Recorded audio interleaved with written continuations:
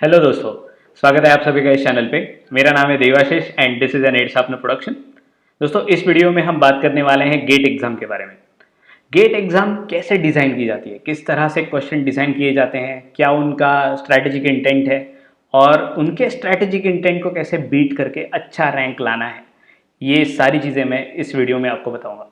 आप बढ़िया से पढ़ रहे होंगे, आप सब्जेक्ट्स कवर कर रहे होंगे, लेकिन अगर आपने स्ट्रैटेजिकली गेट एग्जाम को नहीं समझा तो you will not be able to work smartly. और there are some very important things जो आपको अगर पता होंगी तो आप right at this particular preparation level भी आपका रैंक बहुत अच्छी तरह से बढ़ा सकते हो।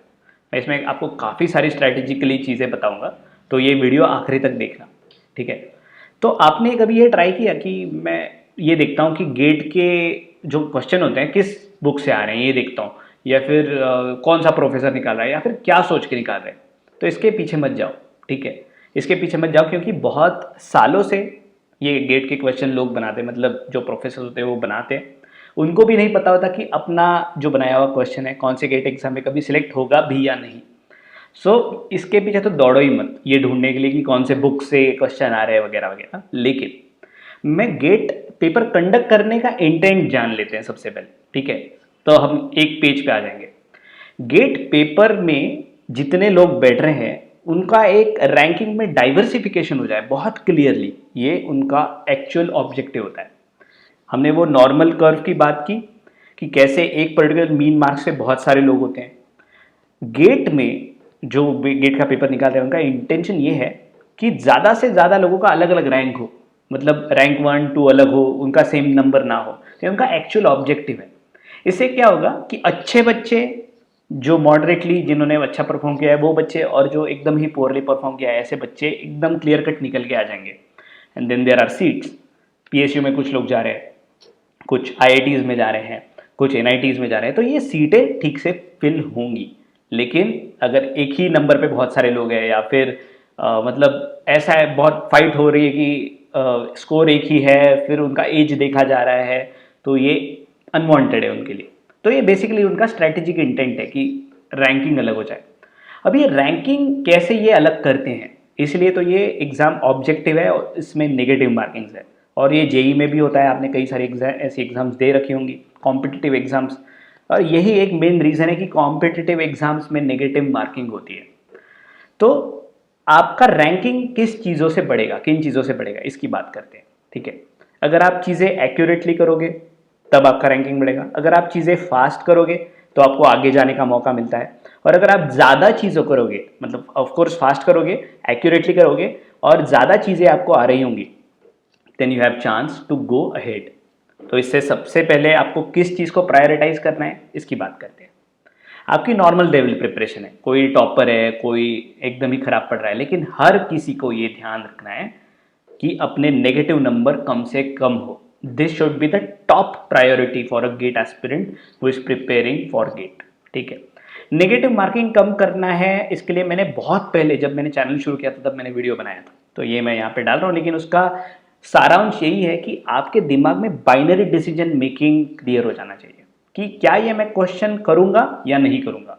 तो आपको उसमें टाइम ही वेस्ट नहीं करना है कि अगर आपको क्वेश्चन नहीं करना है कि मैंने पढ़ लेता हूँ, देखता हूँ आता है या नहीं। इसमें सिर्फ आपका टाइम वेस्ट होगा, ना ही आपको क्वेश्चन कर पाओगे, और वो जो टाइम आप किसी और क्वेश्चन में लगा सकते थे वो भी नहीं लगा पाओगे। तो जो बाइनरी डिसीजन मेकिंग है कि हाँ ये क्वेश्चन मैं अगर करूंगा तो करेक्टली करूंगा, अगर दिख रहा है मुझे कि एक वर्ड भी ऐसे मुझे दिख रहा है कि कॉन्फिडेंट नहीं हूं मैं, तो मैं छोड़ दूंगा। ये डिसीजन मेकिंग क्लियर होना चाहिए। एंड इट्स ओके कि आप सवाल छोड़ रहे हो, it's completely fine in gate.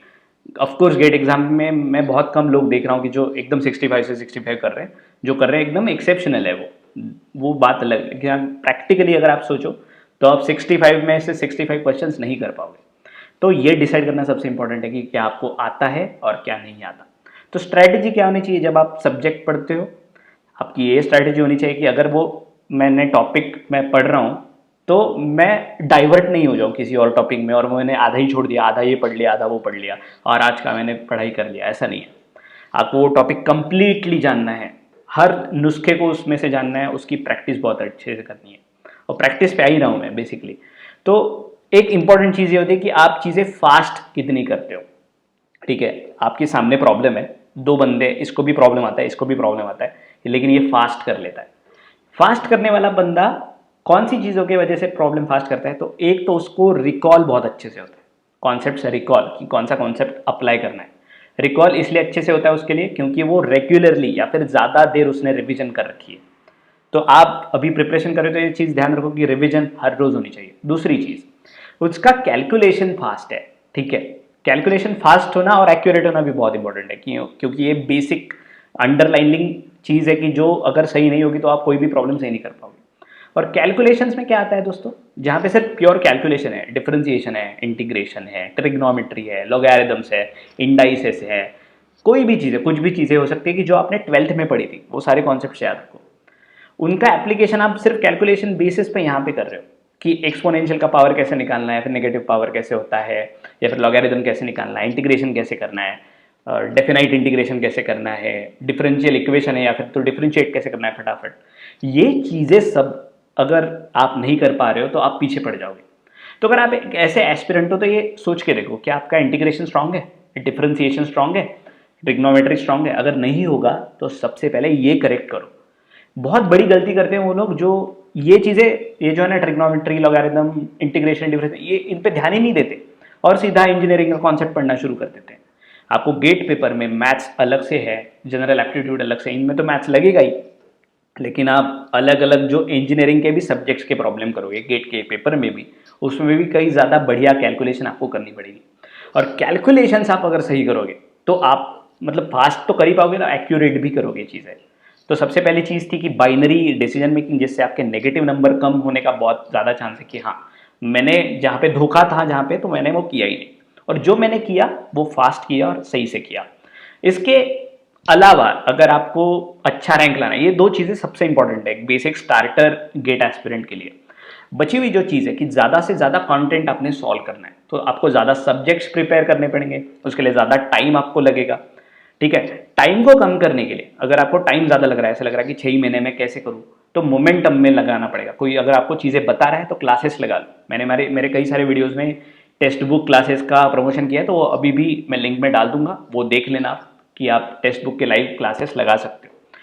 Classes से आपको मोमेंटम आएगा, और सबसे इंपॉर्टेंट चीज़ इसके बाद भी वो है टेस्ट सीरीज। टेस्ट सीरीज से होती है आपकी प्रैक्टिस।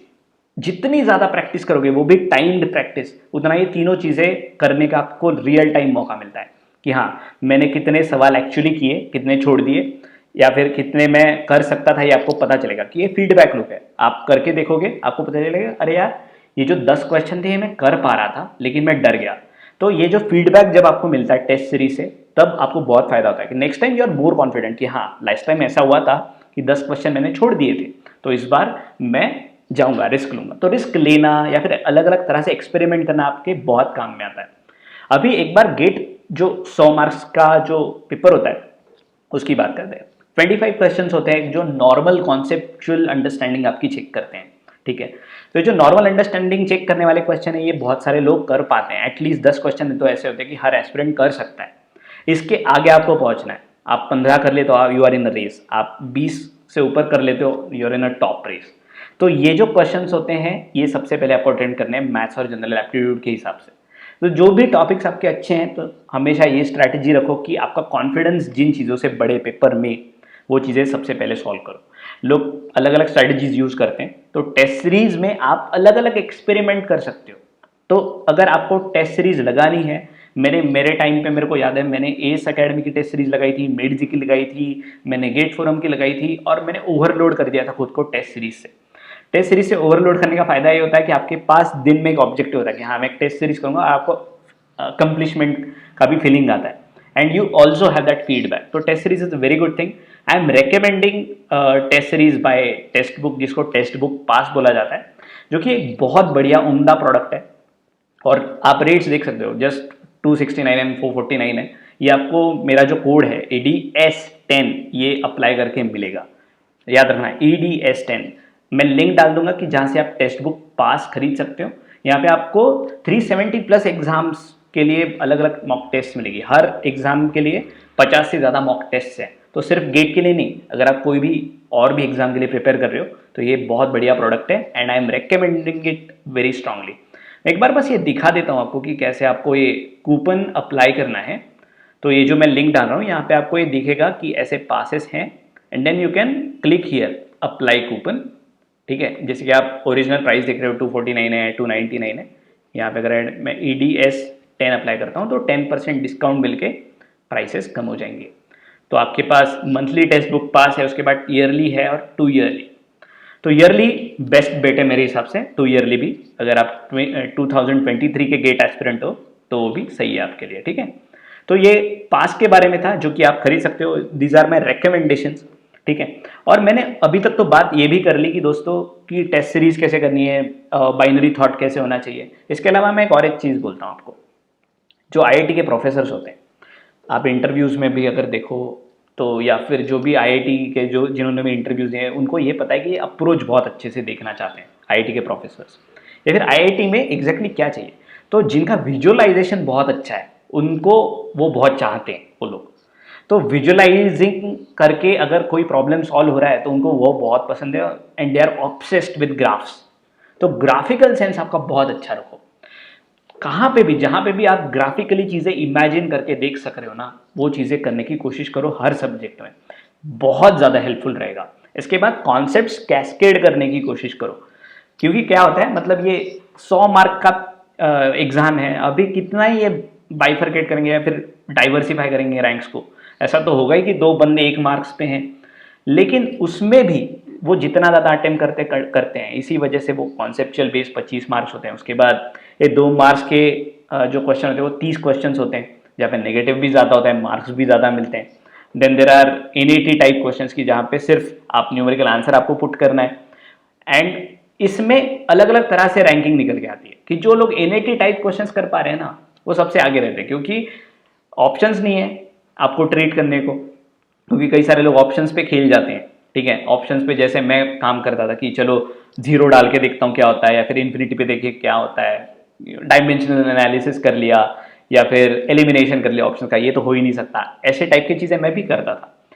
तो ऑप्शंस जब होते हैं आपके सामने तो आपको थोड़ी हेल्प मिल जाती है आंसर तक पहुंचने की। लेकिन जो NAT टाइप क्वेश्चन कर पा रहे हैं उनका कॉन्सेप्ट भी बढ़िया है, कैलकुलेशन भी सही है and they are able to apply everything, तो वो सबसे आगे रहेंगे। तो NAT टाइप क्वेश्चन अगर आपने किसी कॉन्सेप्ट के लिए, किसी टॉपिक के लिए अगर आप कर पा रहे हो, देन यू कैन अंडरस्टैंड कि आपका वो टॉपिक एक्चुअली स्ट्रांग है। तो ये चीज़ें ऐसी फीडबैक लेते रहो, आपके टेस्ट सीरीज से लेते रहो, आपके क्लासेस से भी लेते रहो।